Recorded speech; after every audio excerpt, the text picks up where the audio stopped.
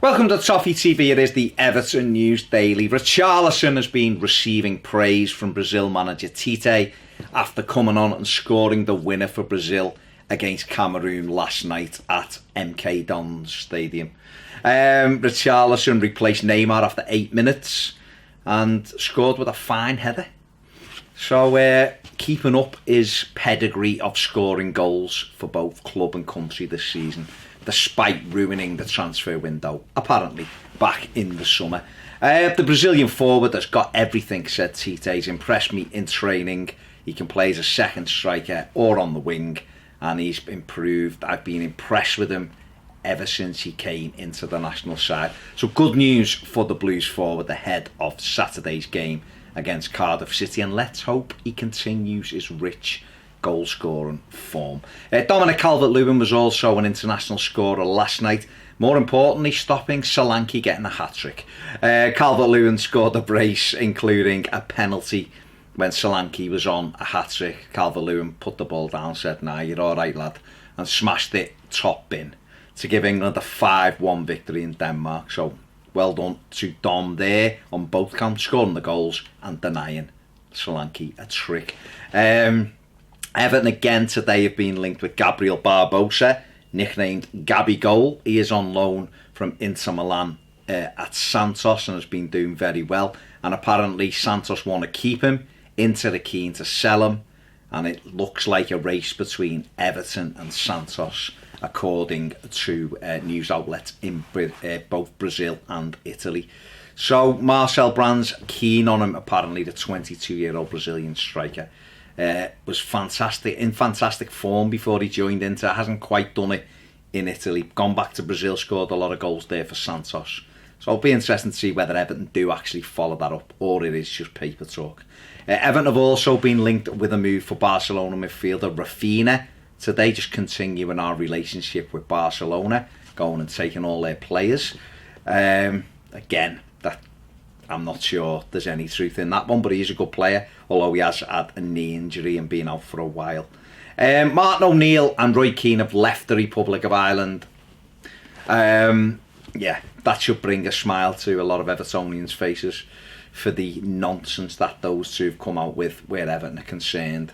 Over the past couple of years, James McCarthy and Seamus Coleman being on, the receiving end of not the best treatment, apparently.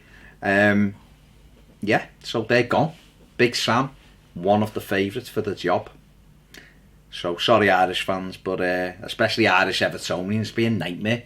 You think you've just got rid of him and he bounces back up in the Republic of Ireland with his pints of wine. Oh, it's going to be incredible scenes. Cenk Tosun wants to stay at Everton. That's what he said. He said, "There's a place for Besiktas. It's my home, but I am here to start a new chapter, and that's what I intend to do." Tosun out the side at the moment, has played for Turkey during the international break. But it's just a case of him being patient, and then when he gets back in the Everton side, he's got to take his opportunities. It's as simple as that. It's getting the same now with most of the players at Everton, which is fantastic. You get your opportunity, you have to take it, and that's up to Tosun to do exactly the same. Everton loanee Nikola Vlasic, currently on loan at CSKA Moscow, is attracting interest from both the Milan clubs. His agent has been talking him up, saying he could talk to any of Italy's top six. They're all interested in him. He's available between 15 and 20 million euros. Ped done a little bit of this last night on the Everton News Daily, and we have done it on Patreon as our daily extra, Nikola Vlasic. If you want to see that, get over to Patreon and check that out. Solomon Rondon has broken down during a television interview when talking about the challenge which resulted in James McCarthy breaking his leg when West Brom came to Goodison in January. McCarthy recently returned to the Everton first team squad against Gormaria, but Rondon broke down when talking about the challenge and just said that he apologised, but it was totally unintentional. He said it was bad luck on the day, and when he seen the injury, he was really, really shocked by it, and he received support from his family and his teammates, and he wishes James well. And he did go to see him. You could see him at the time. He was genuinely upset at the time of the challenge in the game, and yeah, it's obviously still raw with him, as he was reduced to tears when recalling it.